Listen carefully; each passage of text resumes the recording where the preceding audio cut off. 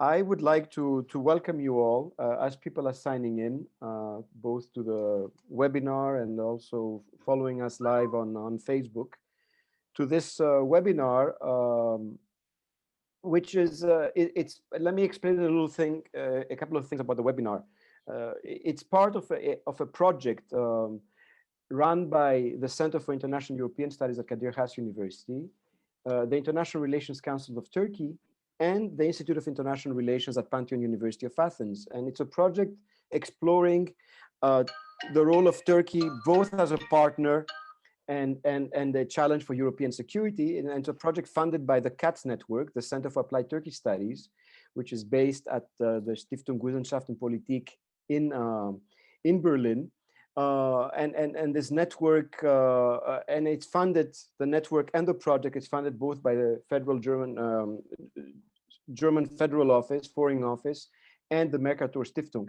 And the novelty of our project is that it's a project exploring Turkey and European security and the relationship made up entirely of only Greek and Turkish researchers.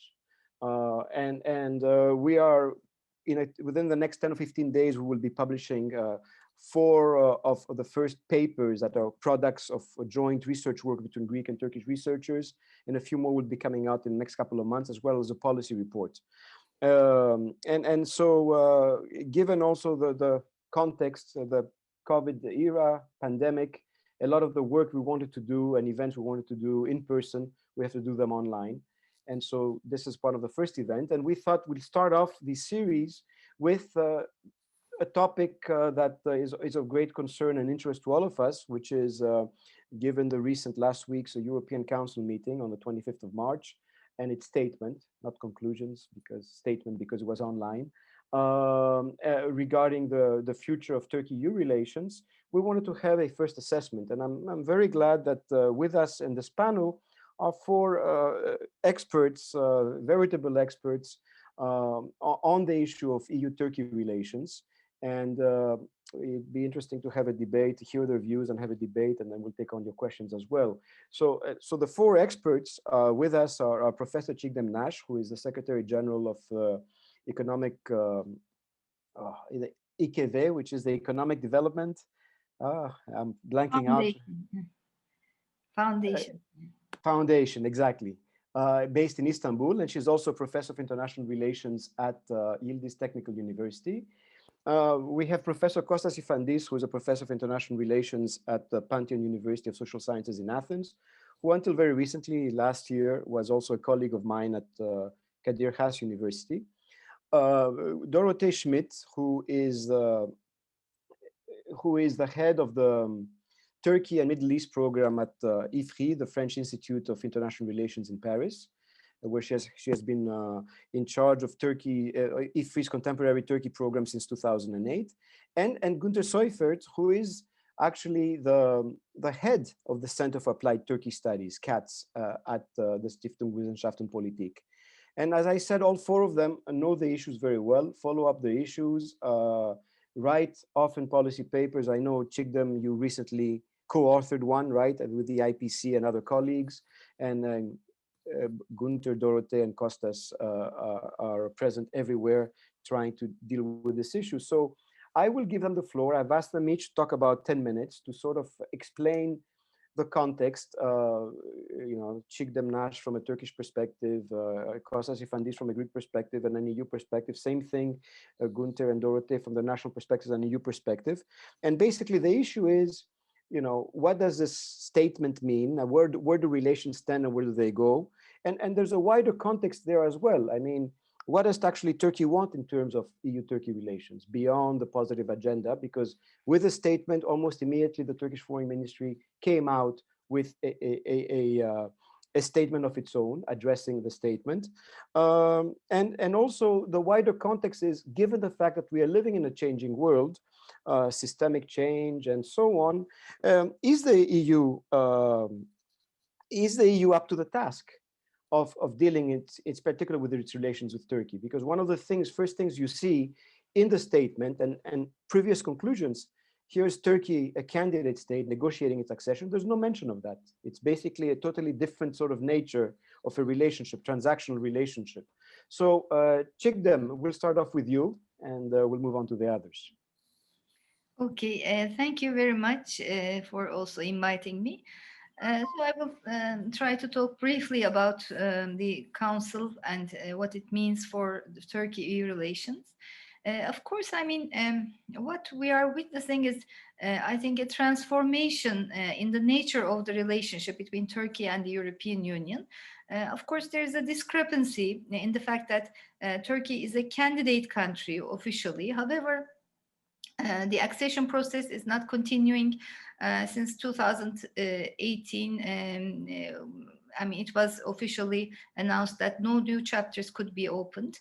There have been some maybe complementary or maybe alternative also avenues which were opened, like the modernization process of the customs union, visa liberalization, and refugee cooperation issues. However, again, except for maybe refugee cooperation, we couldn't have also much improvement in these other areas. So I think what we are witnessing is maybe the difficulties and the paradoxes of this relationship, especially the ongoing transformation in the relationship.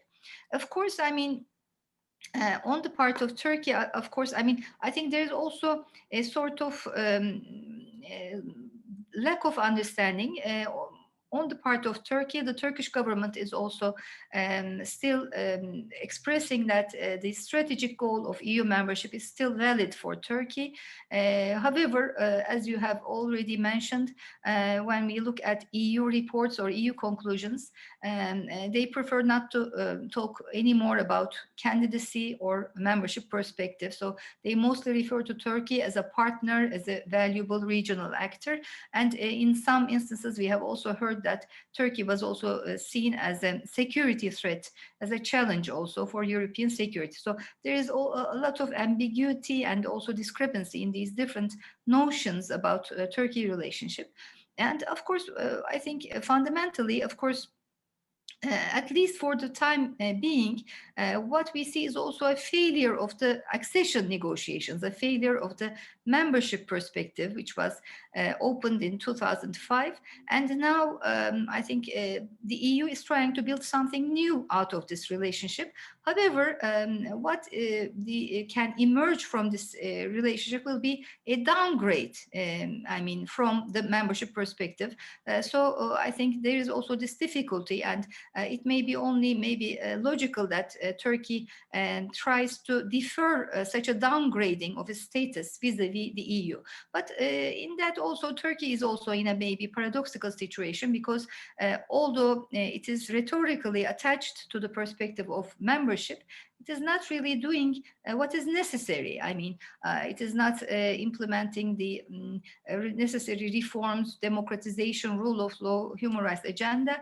It is moving in a quite different path in terms of centralization of power, and also in terms of especially the rhetoric which we have seen in 2020. We see a much more conflictual approach to the European Union. So this, I think, also stems from this failure of the membership perspective and the difficulty of establishing something in its place, in the place of membership perspective.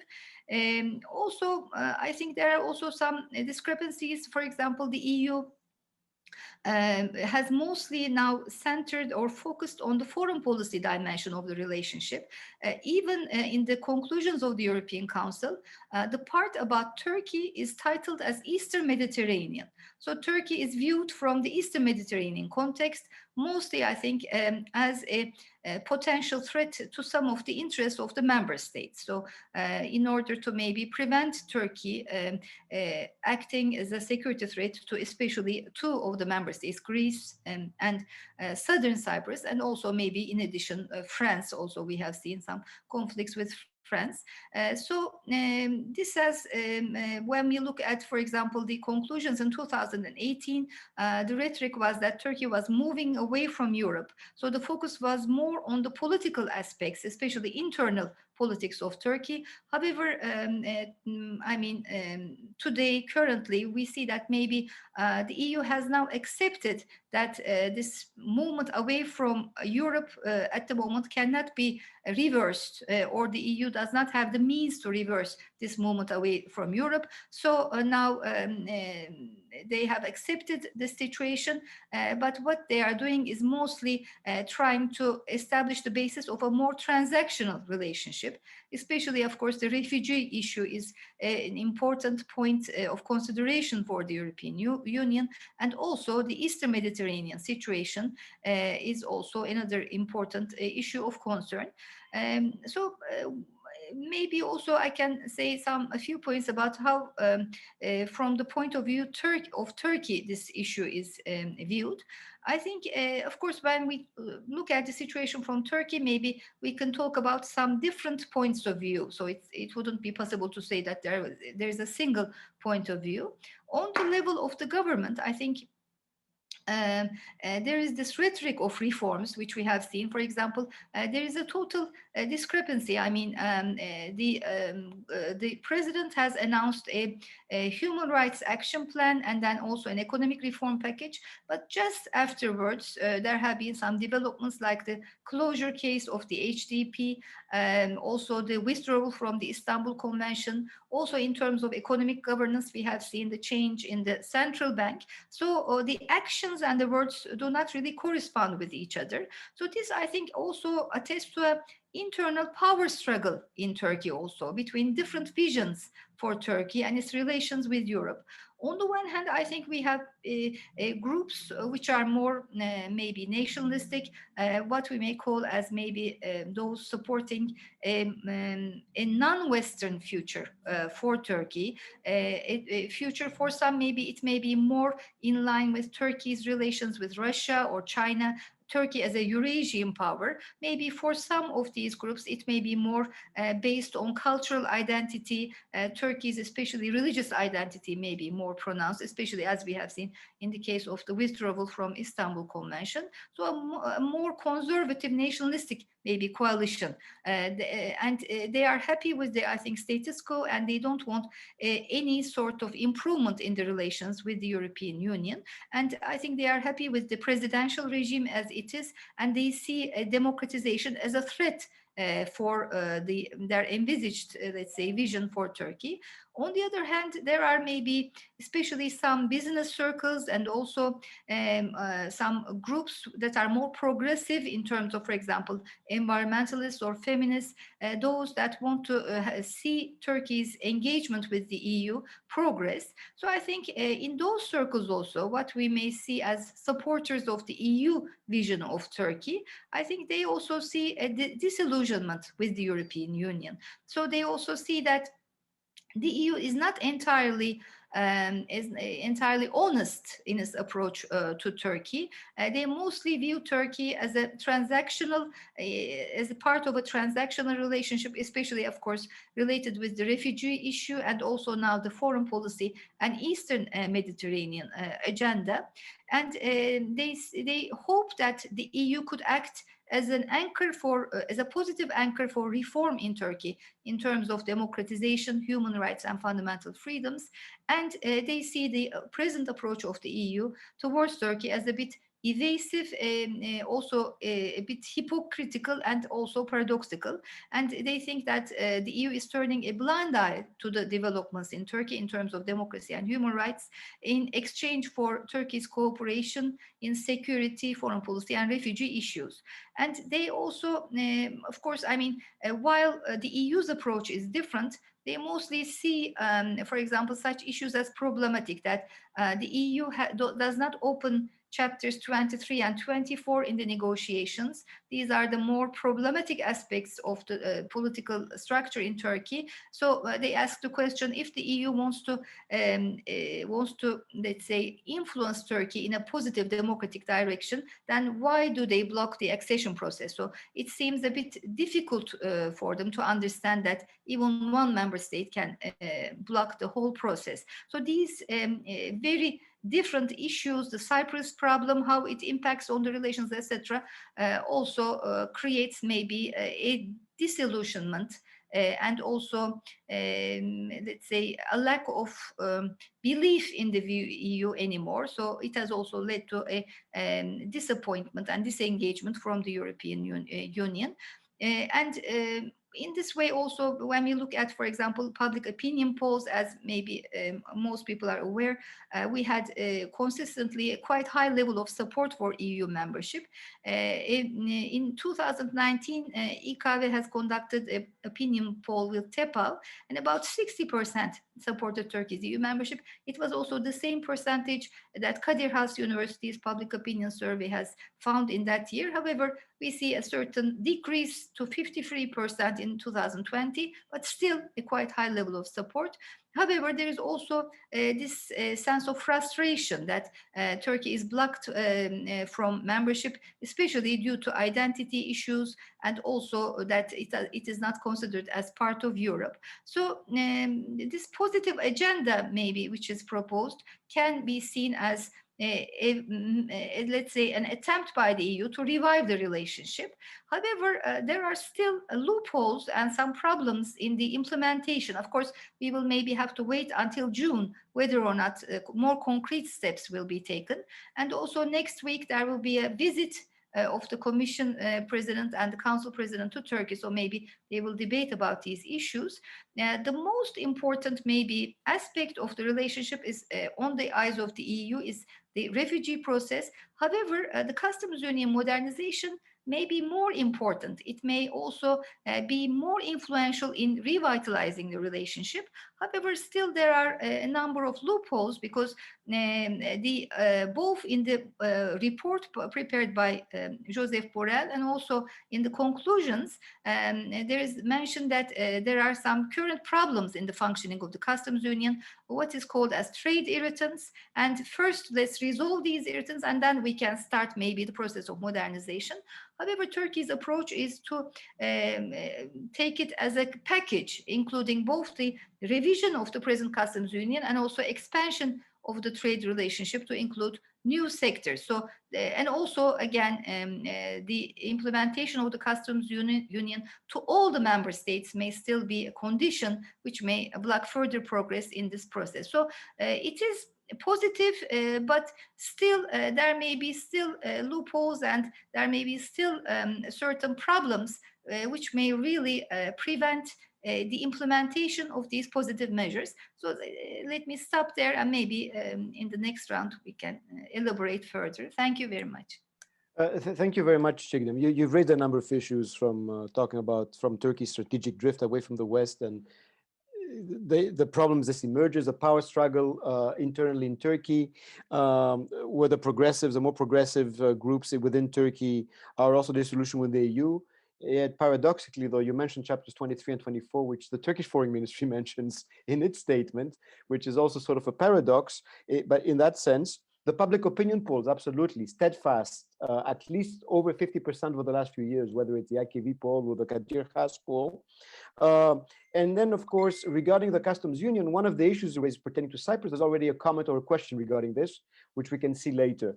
So let me now give the floor to Kostas Ifantis. But before Kostas takes the floor, you know, you can, on Zoom, you can please ask your questions or comments on the chat, and then we'll get to them after the first round of interventions by the speakers.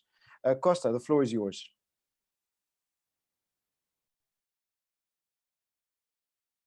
We cannot hear you, Costa. Yes, you need to, yes. Well, let me start by expressing my thanks, my gratitude for inviting me. It's a great pleasure to be part in such a panel. Now, your question is how Athens looks into the European Council outcome, the common statement, and what.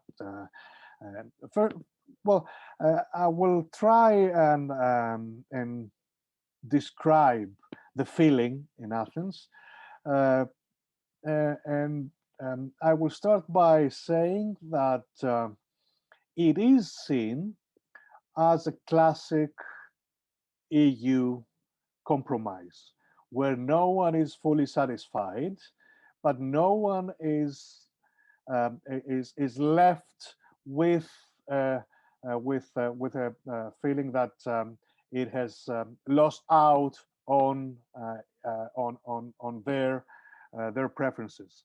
Um, um, Expectations were low, as you can imagine, and there was a degree of vigilance on how the first draft will look like. The first draft was not at all satisfying from the Athens perspective.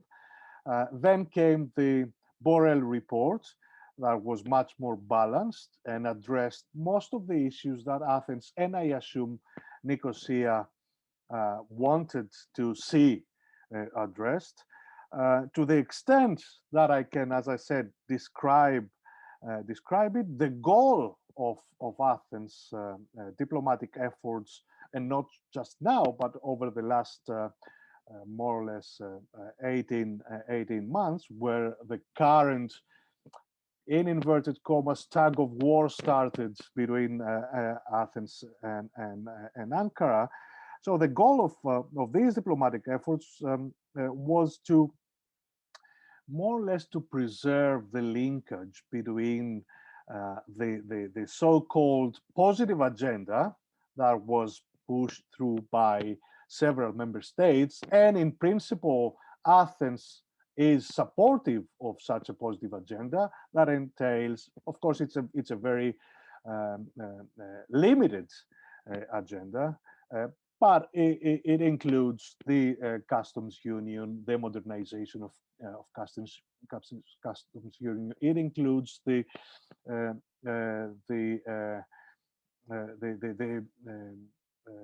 deal over the agreement over migration, and of course the visa waiver issues, plus several other let me put it that way, secondary issues. So the goal was to preserve that linkage between that positive agenda and the Turkish preferences and behavior as it was it has been unfolded in the Eastern Mediterranean over the last year or so. In that respect, in the respect of preserving that linkage between the two, that conditionality, the Athens and I assume again Nicosia are more or less satisfied. Again, allow me to repeat that it is seen as a classic EU compromise, a compromise where more or less decisions are made or no decisions are made, and everything is left in limbo and refer to the next European Council in June. That has been the story so far, starting from October, December, March, and now we are off to the new station, to the new stop in June. So no surprise there. Now, taking account of the facts, first, that Turkey withdrew her vessels from Eastern Mediterranean for the time being. Second, exploratory talks have started. Again, it's not so much a process, but it is certainly a procedure of re-engagement between Athens and Ankara. And third, an informal high-level meeting on Cyprus, yet another attempt to tackle the issue, has been scheduled, and some people claim that the UN initiative has also also aims at facilitating the calming of tensions between Greece and Turkey. So taking account all these developments in the last 3 months or so,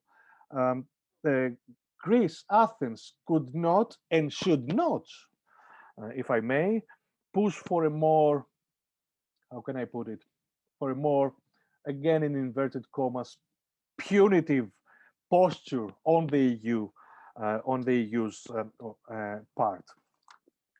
Now, on a more general level, Athens feels that that her diplomatic overture, plus her geostrategic positioning in Eastern Mediterranean and the wider Middle East, as a response to Turkey's overtures, have more or less been effective in elevating the cost for Turkish unilateral maneuvering. The election of the Biden administration helped in changing the strategic context in which Turkey finds itself, a context that is also made up by a very dysfunctional relationship with Cairo, with Tel Aviv, etc., etc. Moreover, any attempt on the EU side now, any attempt by Berlin, Rome, Madrid to up the ante towards Turkey has been more or less contained until trust is being re-established between Athens and Ankara. Having said that, and that's my concluding remark, the mindset in Athens, at least among the Greek Foreign Ministry echelons, the mindset in Athens is that Turkish behavior will not change. Turkish preferences will not change as a result of the EU common statement or any decision taken by EU. And what we need, both in Athens and in Brussels, is a much more comprehensive approach and strategy about the future. But in order to come up with new ideas that can address the central, that can address the strategic issues, we need to a critical question has to be addressed, and this is what is the relationship between Turkey and the EU? Is Turkey another third country? Is it still, I mean, in a substantive way, an enlargement country? We have not been able to address that, and there is it is highly hypocritical on the EU's part that it avoids to deal with that central question. And the result has been that we have always ad hoc and at a tactical level dealings with Turkey, and this is not a sustainable approach. On the part of Greece, the containment element of the Greek strategy, whether it works on the long run, it remains to be seen. But there is a containment element. What is missing right now, and this is due, and this is the mindset in Athens. This is due to Brussels having no idea of how to deal with, how to approach Turkey, is the engagement element, which is much more critical. And right now, again, the perception is that no one seems to be willing and able to craft a policy that will solve the riddle, the enigma of Turkish position in Europe. And I will stop here. Thank you. Thank you very much, Kostas. Thank you very much. I mean, you've raised a couple of issues. It's true. At the end, I'm glad you said this. Otherwise, I was going to raise it, because as you're presenting Athens' position, there's much more elements of reacting to Turkish actions rather than agenda setting. But what you're suggesting is a need. I don't know if it's containment policy. It's probably an attempt at balancing. But there's a need for engagement, right? A need for engagement, both on the part of, in particular, on the part of the EU. And the other thing, too, which is interesting, I mean, while Çiğdem was talking about sort of a power struggle within the Turkish domestic context, there is no power struggle in the Greek context, but Kostas alluded to the fact that when he talked about the policy, which is no punitive actions, because there is a debate about it. There's a camp that suggests that there should be more punitive actions, and that should be the priority of Greek policy. But the government, which is not really facing serious opposition, and I think across the political spectrum among the parties in parliament, it's not, the policy is the same, has managed to moderate the tone and say, yes, no punitive action there. So this, if there is some dissension or some opposition within Greece, that's probably it. But it's not to the extent of what's happening in Turkey. So let's move on to Dorothee. But one of the things that Kostas does raise is exactly that point that the EU lacks a strategy, and we keep putting off decisions from European Council to European Council, which is true. We have been doing this from October to December, December to March, and now we are talking about June. So let's hear your thoughts, Dorothee. Merci, Dimitri. So thank you for having us together. We're doing a lot in a Franco-German context. So we're very interested in this other infernal couple, Greeks and Turks, and I don't know if we'll see any complementarity between the two avenues, but just what you said, Dimitri, is exactly how I would introduce my small talk, is that the French think Turkey poses a global strategic challenge. Point. That's it. And we now are also persuaded, I think, that the EU is not the place where this can be addressed. So just as Kostas said, the expectations were rather low, actually, before the Council. But at the same time, what's very interesting for me is that excitement was at a peak concerning Turkey before the Council in France. Like, all the media were after Turkey on all sides, because there was a lot of highlights on the dropping of the Istanbul Convention, but there was also some very specific bilateral tensions between France and Turkey again. So we talk a lot about Turkey, but it was somewhat disconnected from what would happen in the Council and from the conclusions of the Council. And if you look at some comments, official comments after the Council, you find absolutely nothing. So it's like all the excitement took place before the Council. We knew that nothing would come out of it. And we know that we have to contain or deter Turkey by other means. And this is very much the mood. And I think you were talking also of the different camps organizing or structuring in Greece.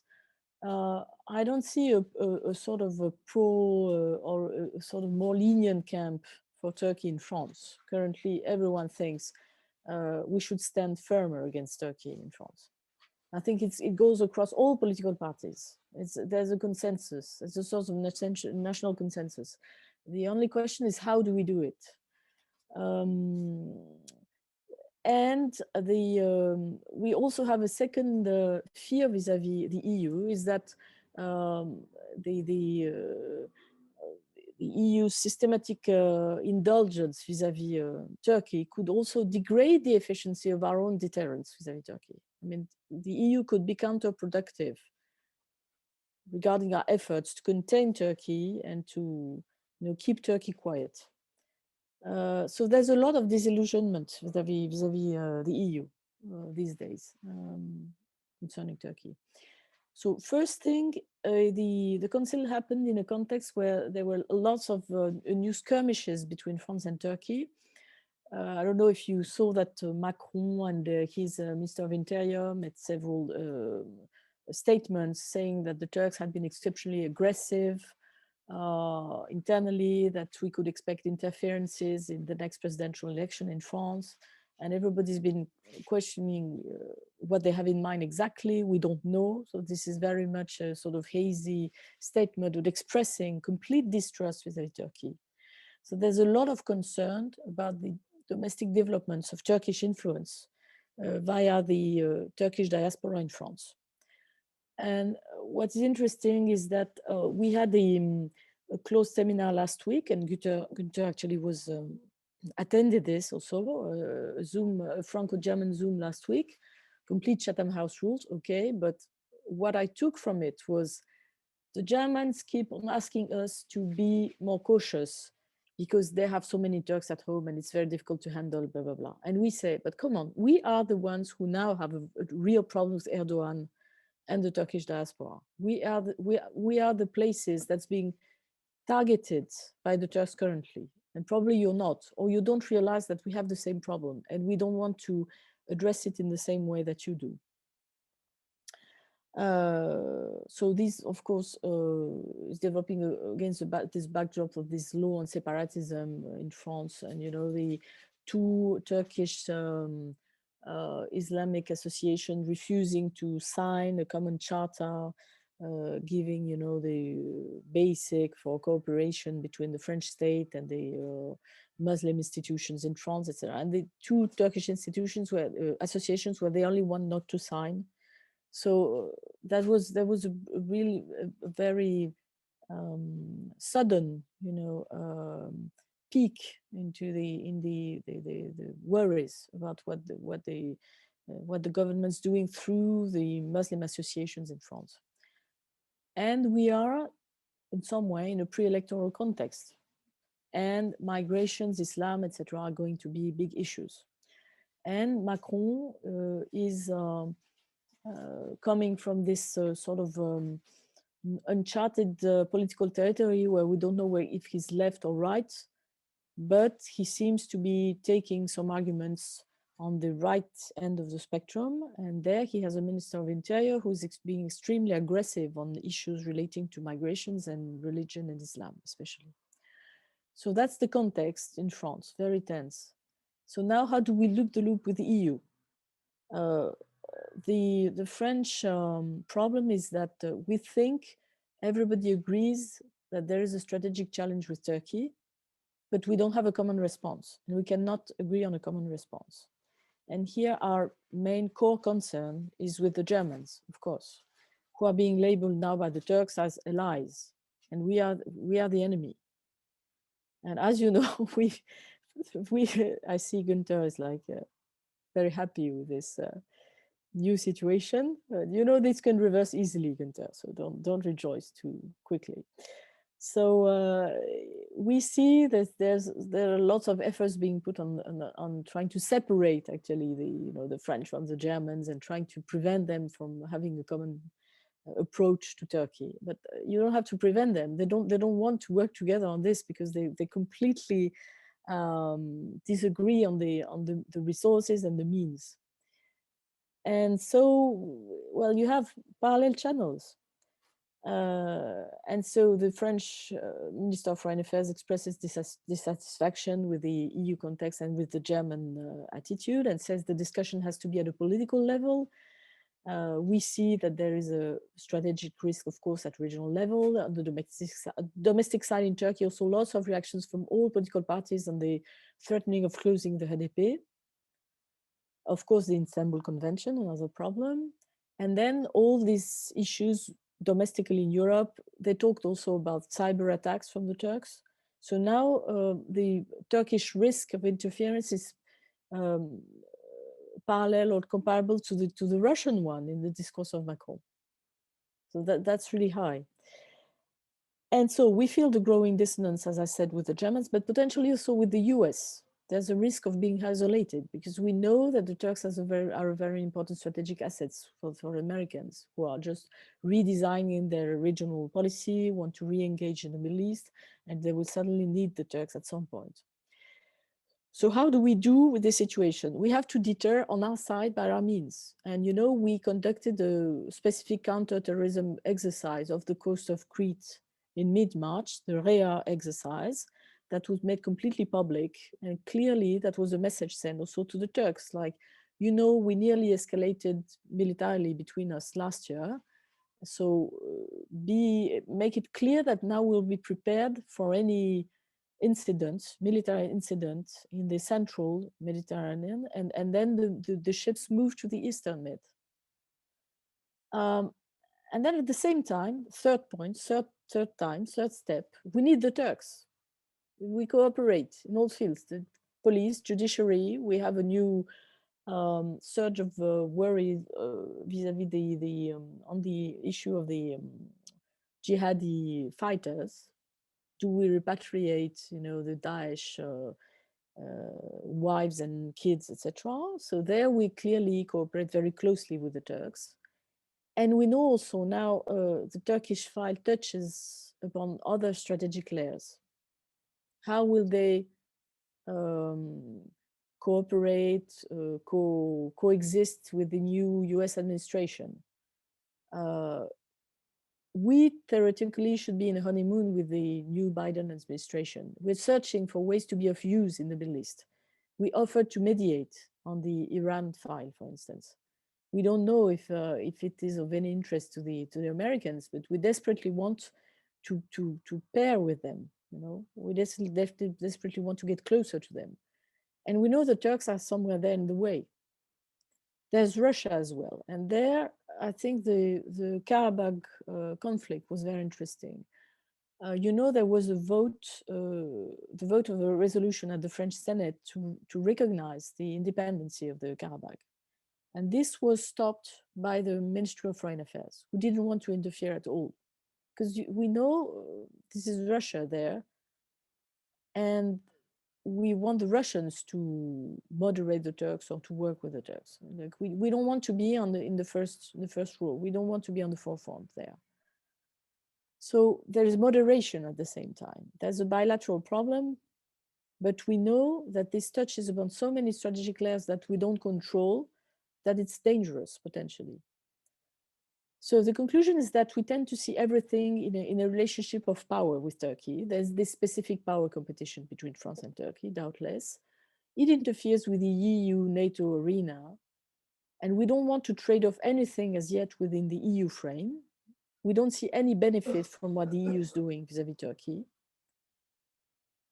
And then finally, I think maybe we fail in our assessment of Turkey's assets. We don't see the mobility of Turkey's foreign policy, for instance, like we missed the reconciliation with Egypt. We don't understand. We still see Turkey as more isolated than it is, probably because we are isolated ourselves, you know, because we don't cooperate. We're not multilateral enough. We don't socialize enough within the EU to understand where the Turks are, probably.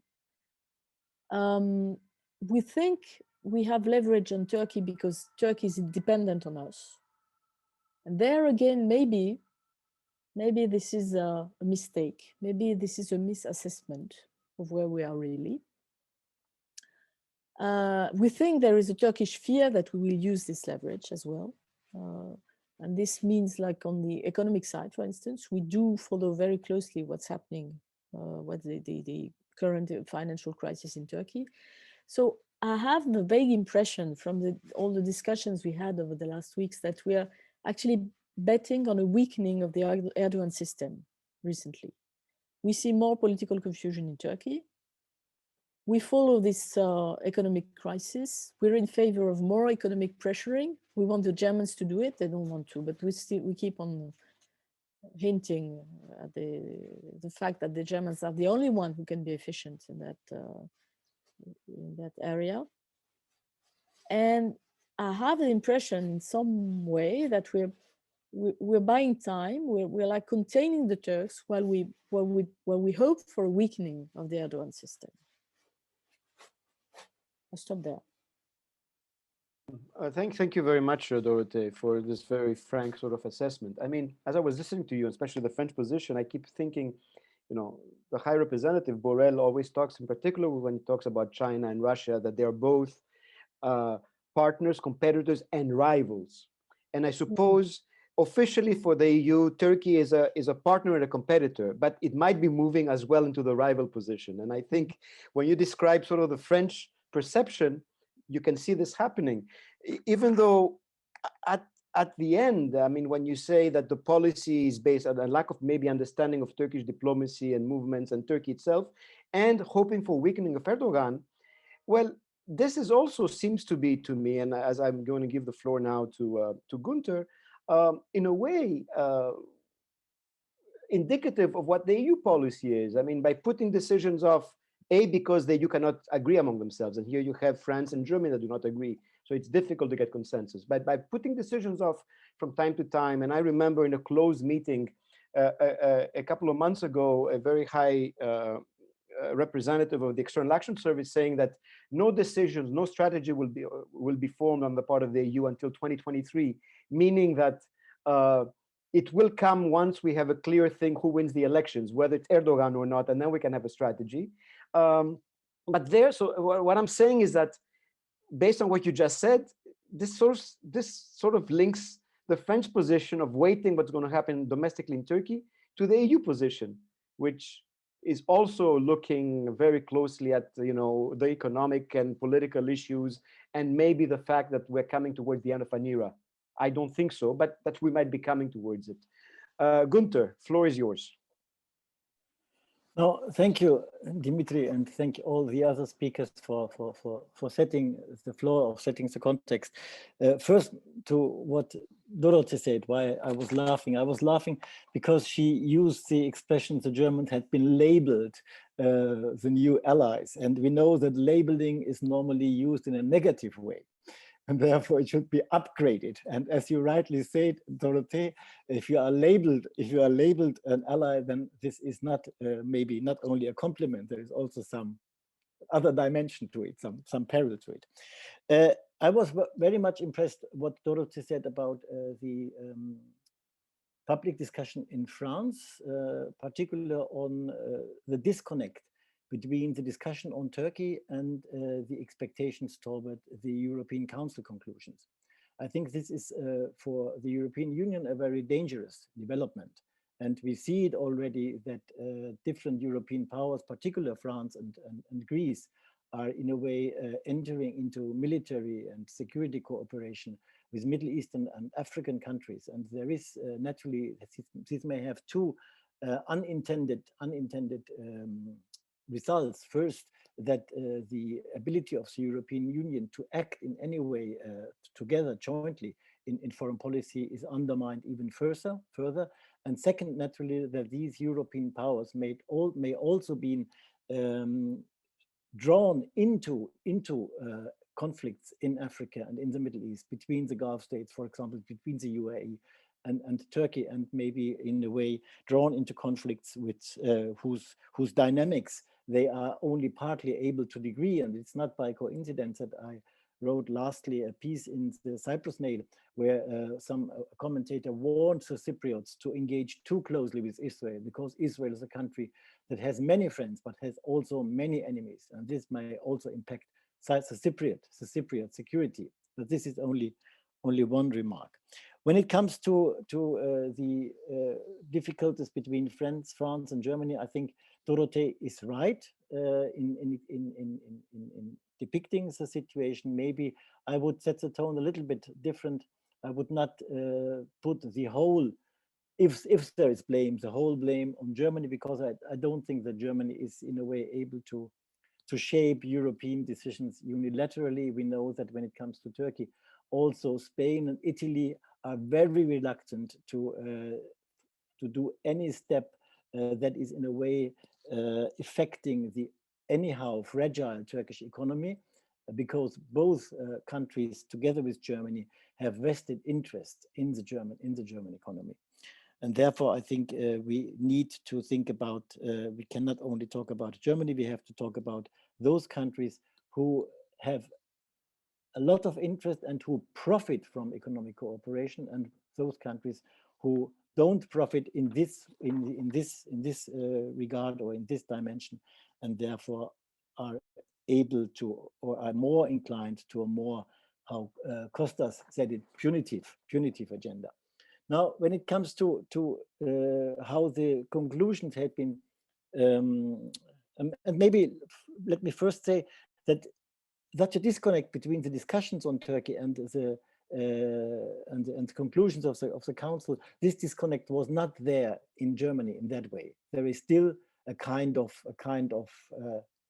hope that the Europeans could come up with a joint foreign policy, not only on Turkey but on the whole. And I think this has naturally to do with different styles of foreign policy of the Federal Republic of Germany and of France. And this has a lot to do with the means we have at our hands. These are also quite different. But now, when it comes to how the council conclusions are viewed in Germany, I think Germans are quite content, because first there had not been sanctions, and without sanctions there is no escalation in Turkish-European relations and in Turkish-German relations, and therefore there is no threat or no danger of, for example, escalation in the migrant questions, and there is no escalation in the question how Turkey is in a way mobilizing or not mobilizing its huge diaspora in Germany. I think this is the first point. A second point, I would sense a kind of quite contrary to what Dorothee said, a kind of, it's too big a word, but kind of a very small re-empowerment of the European Union towards Turkey, because at the end of the day there is something like now an almost emerging pattern of how to deal with Turkey, and there is more unity, and I think we have now really a very elaborated approach of sticks and carrot, and it's a middle way to which all the European countries that could really agree, and therefore I think there is the Germans are quite pleased with the conclusions, and they feel that Europe is more able to act together towards Turkey than before. I think also there is no need for more harsh or more restrictive measures. This also pleases the German government, because then there is no need to talk, for example, about arms sales. And this also would run counter also to economic interests. And there is also, and I think Çiğdem Nas referred to, is there is a tendency in a way to end or to come to a new framework for Turkey-European relations. Çiğdem mentioned that there was no talk about, again, or anymore of the fact that Turkey formally is still a membership country, a country from a membership candidate. And it was only a passing mentioning of the deteriorating domestic situation in Turkey.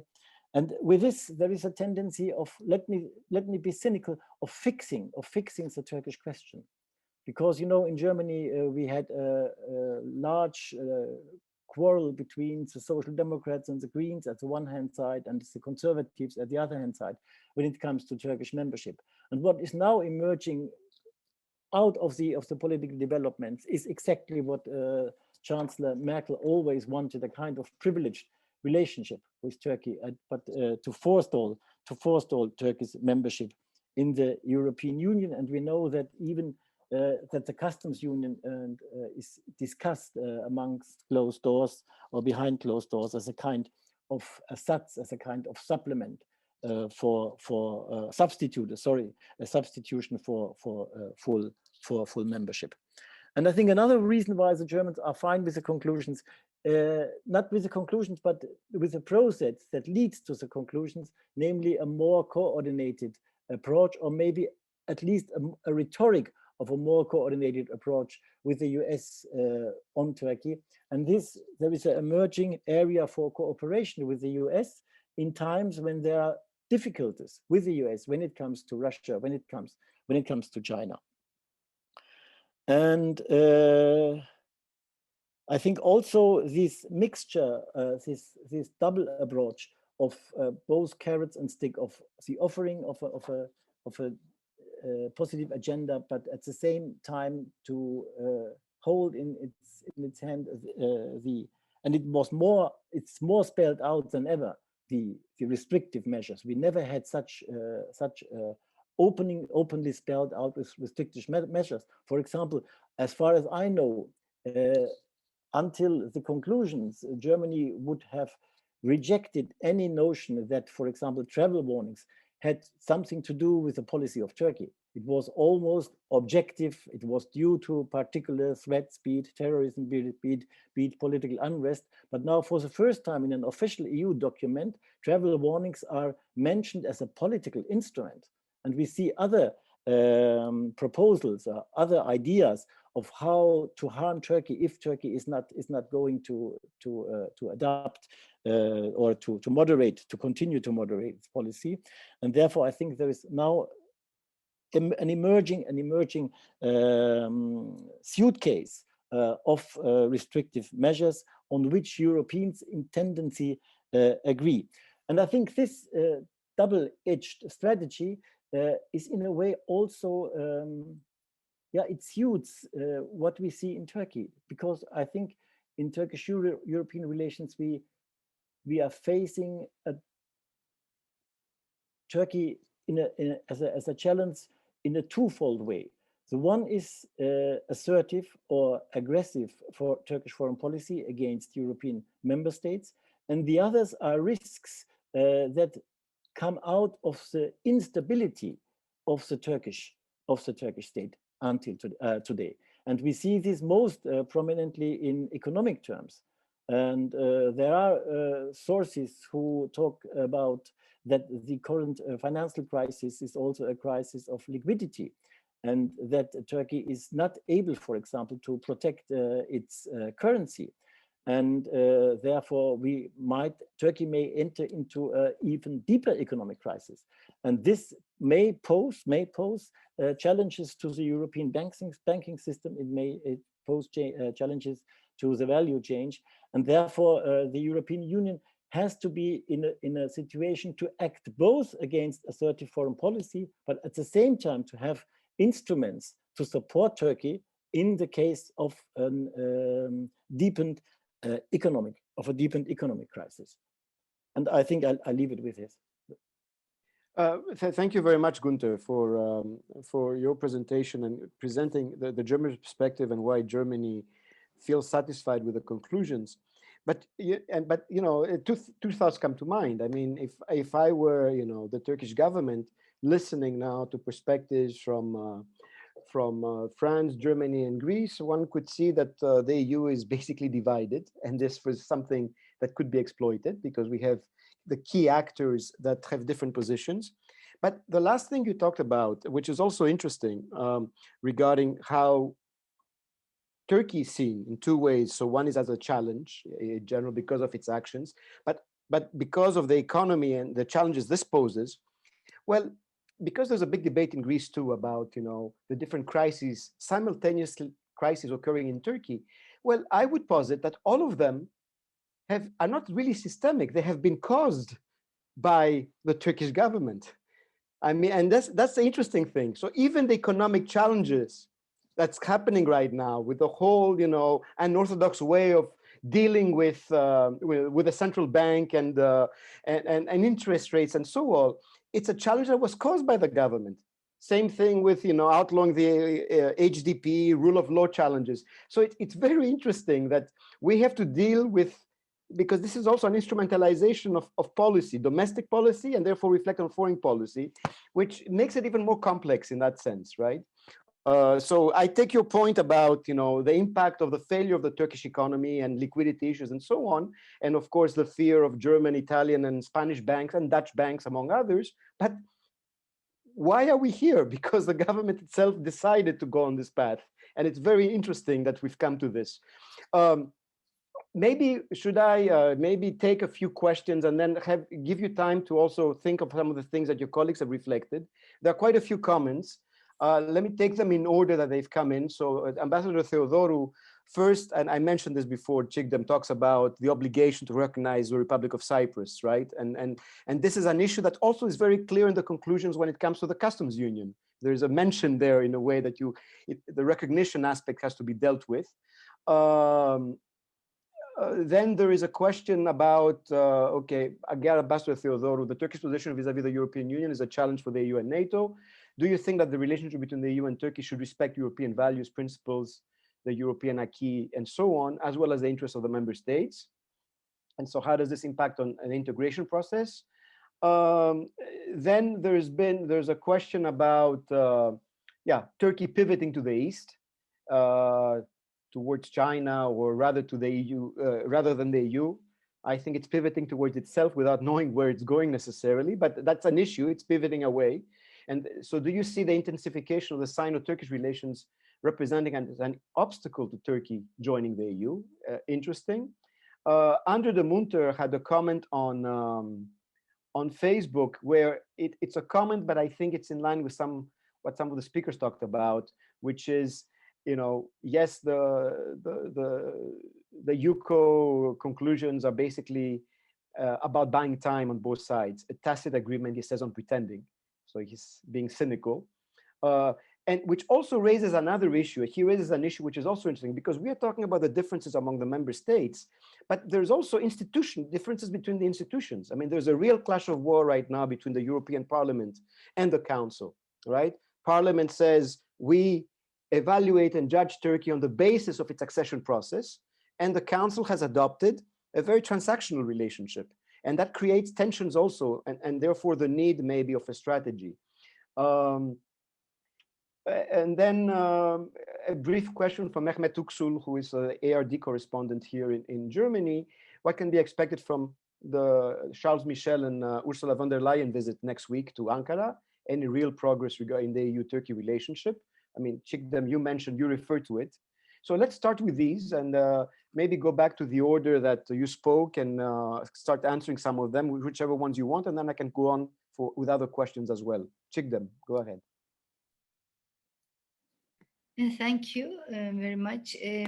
I think that, of course, the EU's approach only focusing on the foreign policy perspective has been quite limited. And for example, I, on my part, expected the conclusions to pay more attention on the recent developments, like the withdrawal from the Istanbul Convention, the HDB case, etc. However, the Council did not make any last-minute changes, I think, regarding giving more space to the political developments. And I found this quite a limited perspective, because, as you have said, the foreign policy problems between EU and Turkey cannot be taken in isolation from the internal developments in Turkey. I mean, the internal power struggle is very much related also with the search for this blue homeland, the more, let's say, maximalist foreign policy positions of Turkey. And also, of course, the government and the president also,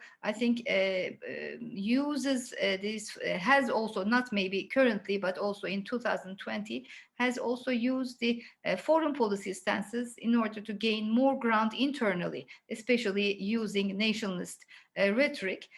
So I think in order to, containing Turkey cannot be, let's say, thought in isolation from the internal politics of Turkey and the values in the relationship.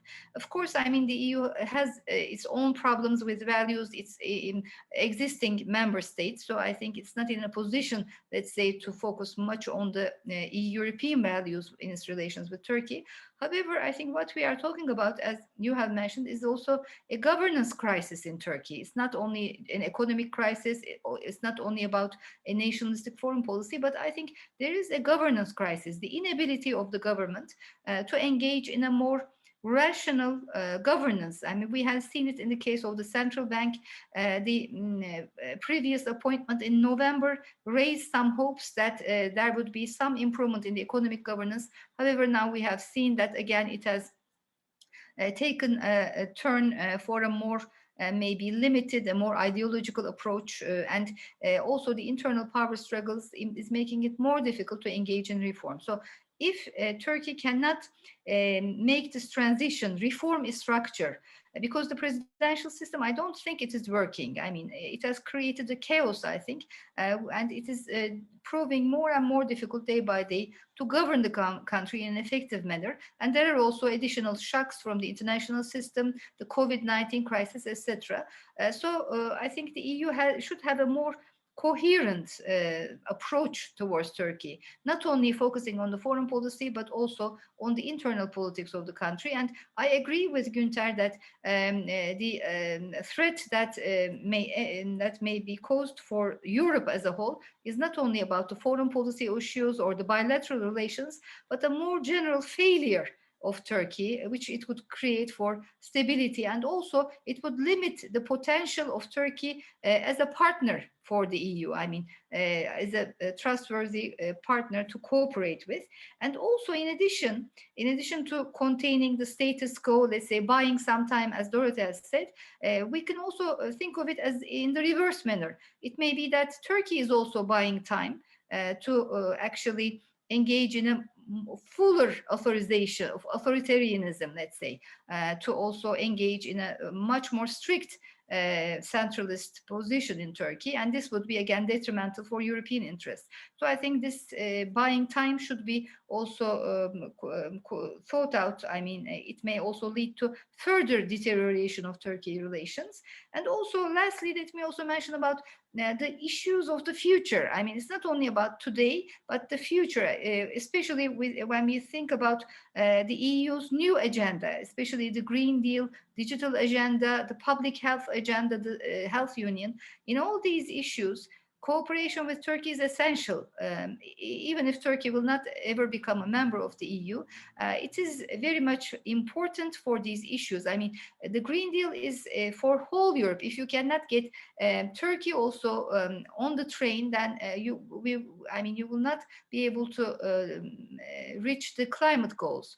It is a difficult endeavor, but also the neighboring countries, candidate countries, should be engaged. So in order for Turkey to adapt itself to the changing conditions of the international system, I think its policy towards Turkey should be, I think, much more coherent, much more maybe strategic, but also not only isolating interests from values, also taking into account that interests and values should go hand in hand. Otherwise, the relationship with Turkey will not be sustainable, and it will be even difficult to create some sort of a strategic partnership out of it. I mean, this conflictual situation may continue. And lastly, regarding the Sino relations, the relations with China, I think that's a possibility, because recently we have seen a new agreement being signed with Iran, between Iran and China. So I think China's influence is increasing, and Turkey is also seeking new funds. And as it finds it more and more difficult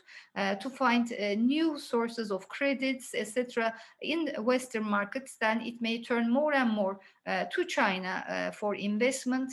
We have now the Istanbul Channel project, which the government says that it is going to put into implementation. And here the Chinese may see new opportunities there, and it may create a sort of a new dependent relationship between China and Turkey. So I think both we in Turkey, of course, are apprehensive about the situation, but these issues should also be taken into consideration in the overall future of the relationship.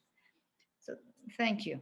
Thank you, Çiğdem. You raise a number of issues. Of course, climate change is mentioned in the conclusions, right? I mean, there's a reference to it, which is interesting because that allows for the possibility of thinking in terms of the Green Deal and including Turkey in that sense. That was positive, I think. Yeah. That was positive. Kostas.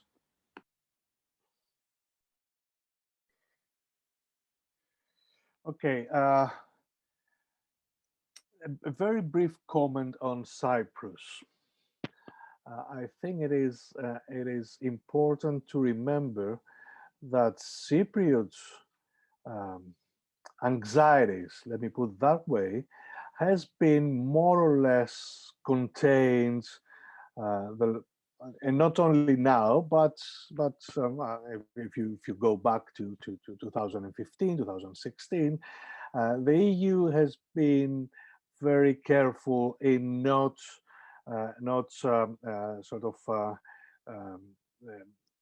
allowing the feud between Cyprus and Turkey in Eastern Mediterranean to keep the whole agenda as a hostage, which of course runs counter to values and principles, etc., etc. But this is beside the point I would like to make.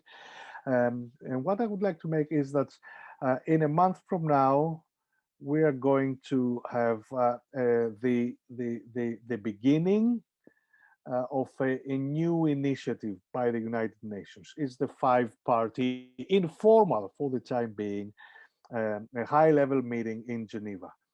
Now, what is interesting about it is the methodology. So far, if you look back to the history of the diplomatic efforts to arrive at a solution in Cyprus, has been always, the beginning has been intercommunal talks, and if there is a prospect of moving forward, then there was a high-level meeting in Geneva or in the United Nations.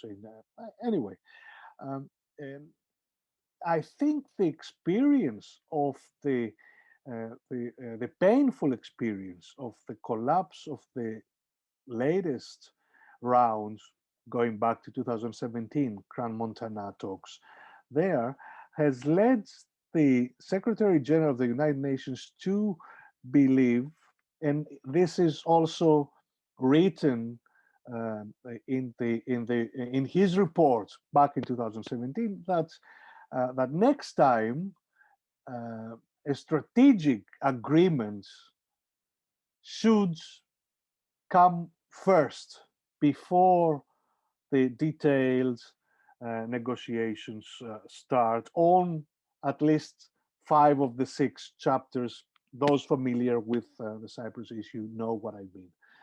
Anyway, and this is interesting. This is interesting. And this is because the Secretary General, I think, wants to know right from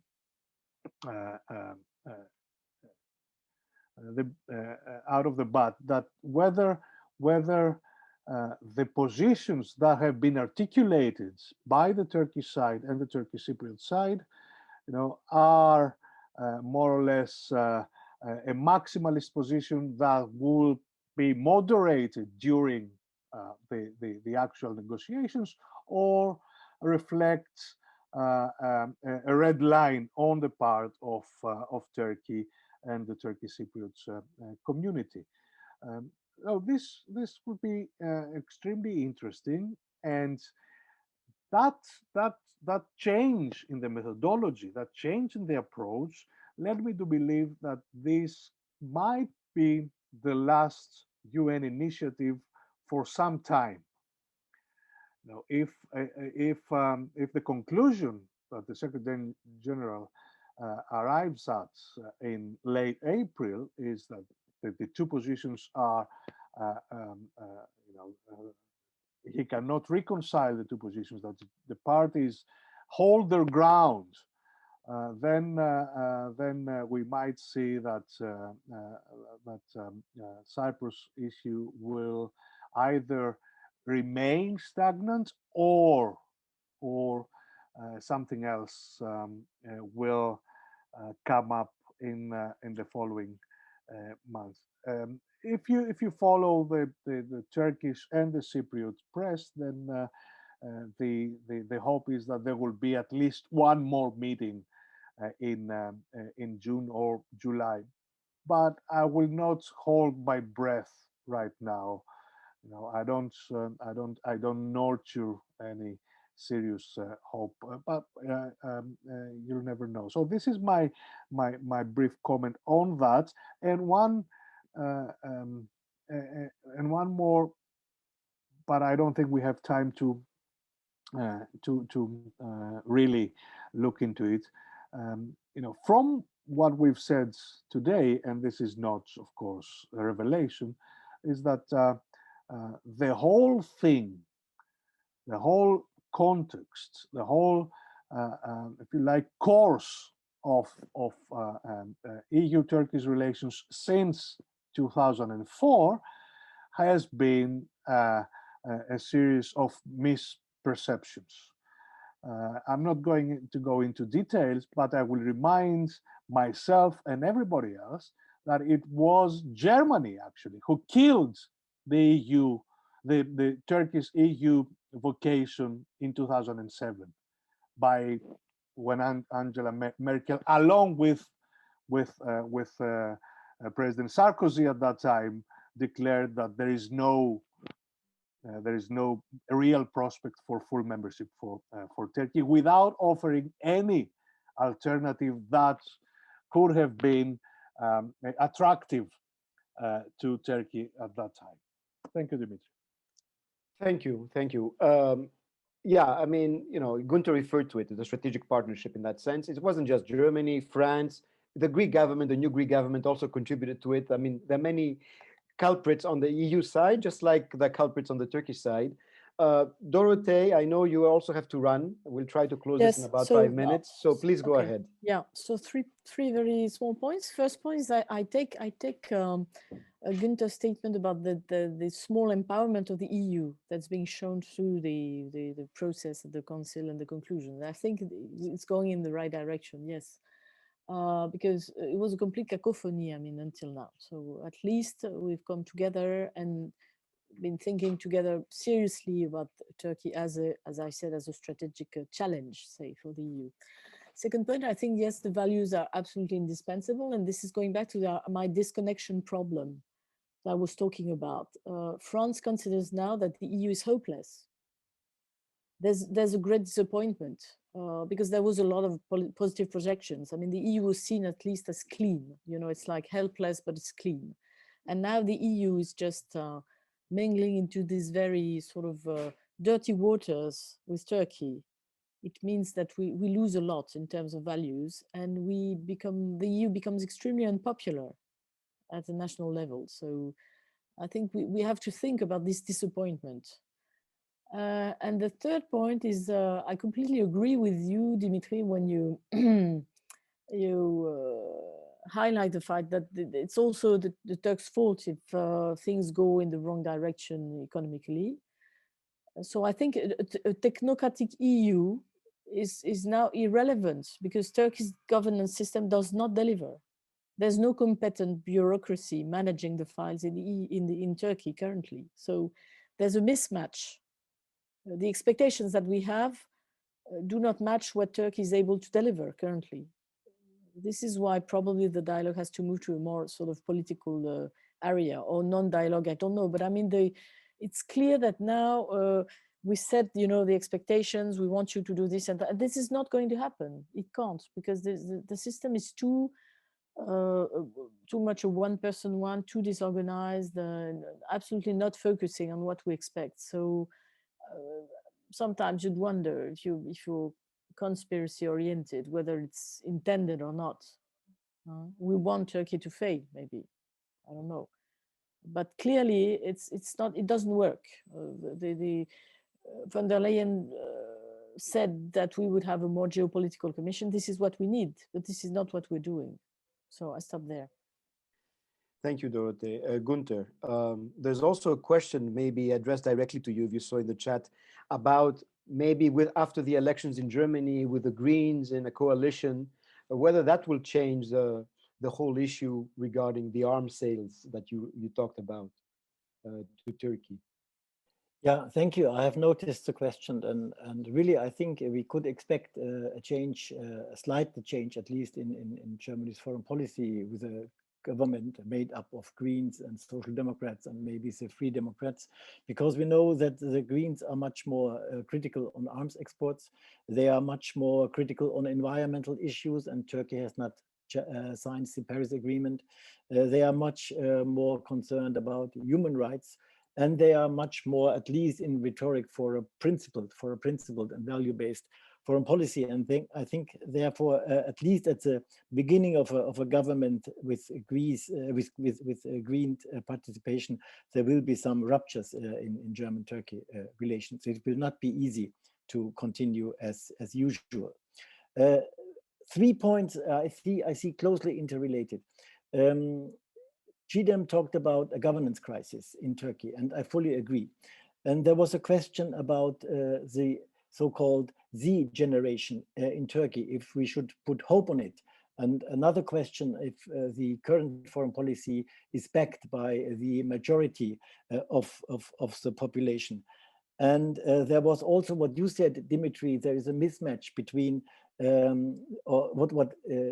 think it was Dorothee who was saying that Turkey is not, the system at the moment is not able really to respond to a particular strategic policy of Europe, because it's not capable of doing things.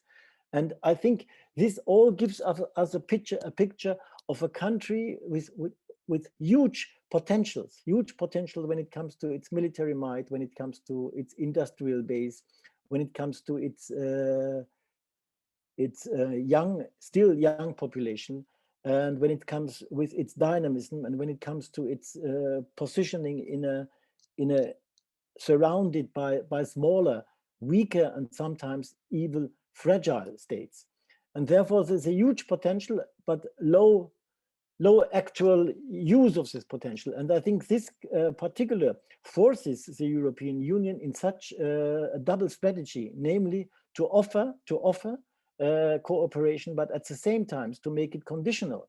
And therefore, I think there is a rhetoric, I think, at least since 2013, when Turkey began, or when the Turkish government really began to show its more authoritarian tendencies. There is always a talk of strategic patience, that at the end of the day, the more moderate part of society would, in a way, be able to assert itself against the government. And we have seen that until 2013, the situation was only deteriorating. And therefore, I think it's high time for a coherent strategy that presents offers an agenda, but also that defines really red lines for the Turkish government. I think we have it now. The question, I don't want to talk to, may I have 2 minutes more? Yeah, I think the question is between France and Germany at the one hand side, and also Greece or on the other, a more punitive policy or a more accommodating policy. And I think we all know that neither a strong punitive approach nor a totally accommodative approach is to be agreed upon in the European Union, because interests are different, threat perceptions are different. And therefore, I think the only way out is when we talk about a rules-based relationship. What can we only mean with a rules-based relationship in a situation where the membership process is factually dead and the normative framework of the membership process is not longer politically valid?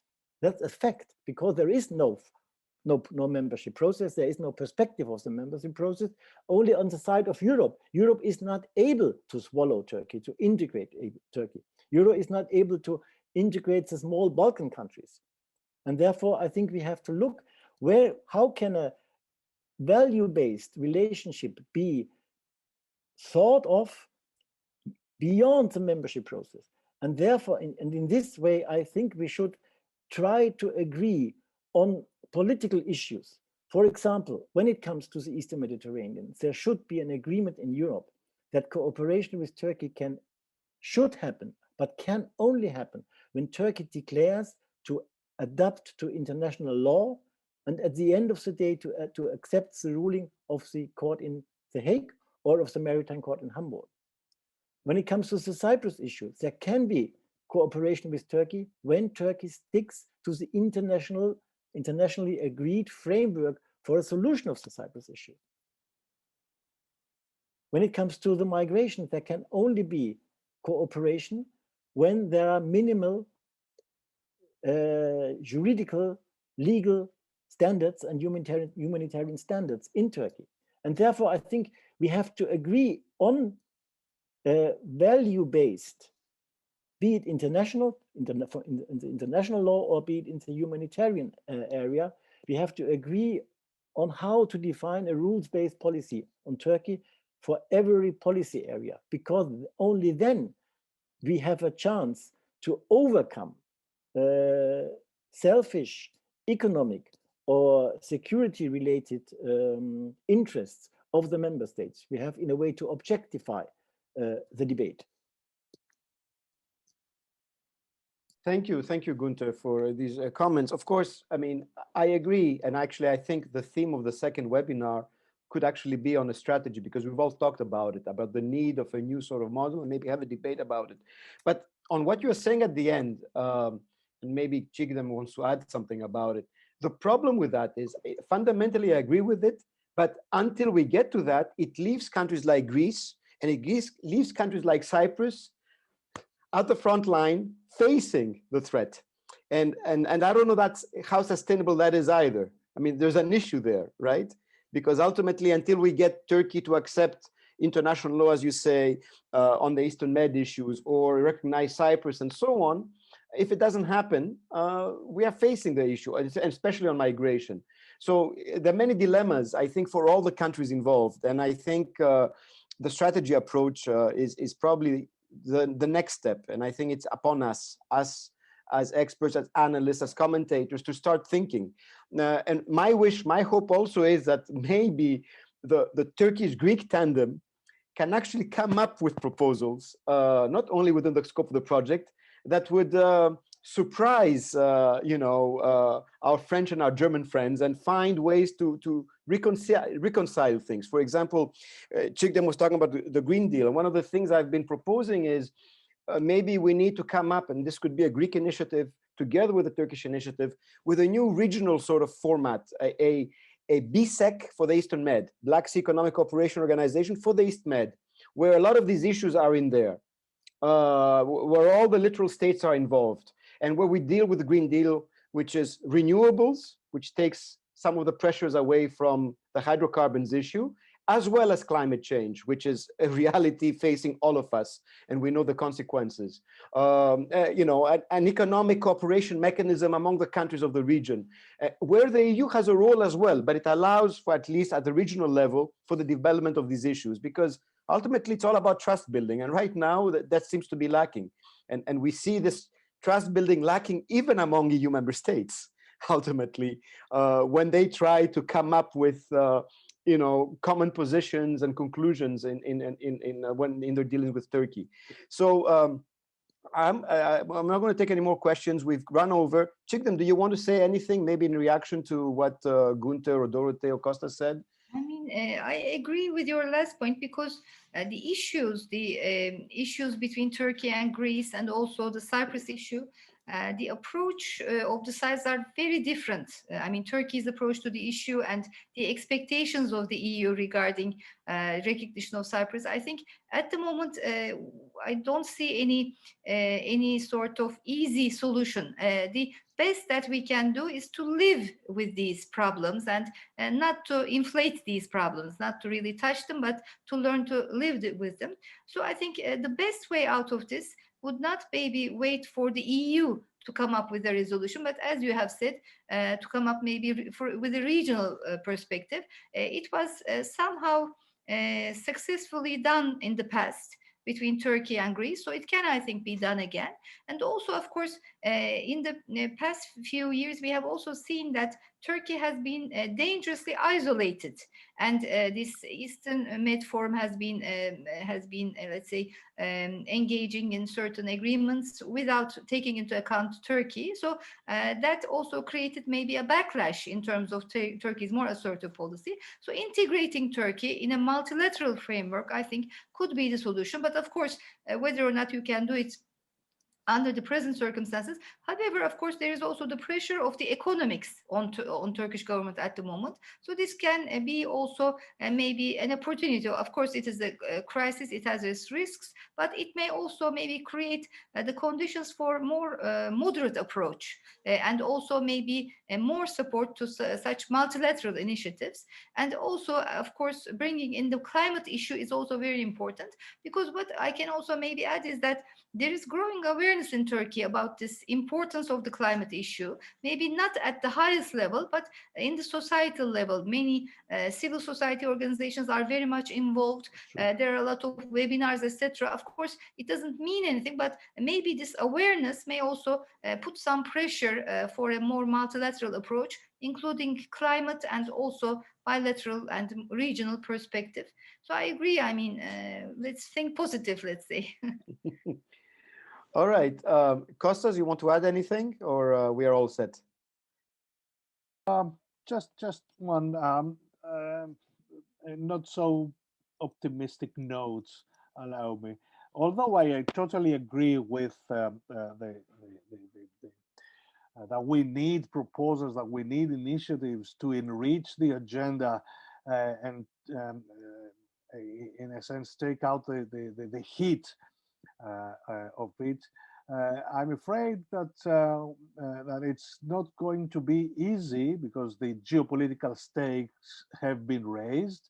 They have been raised, I must say, by Ankara, with the homeland, the blue homeland narrative has been raised when President Erdogan attacked Sisi, the Sisi regime in Cairo following the coup against Morsi, has been raised with the breakdown of Turkish-Israeli relations.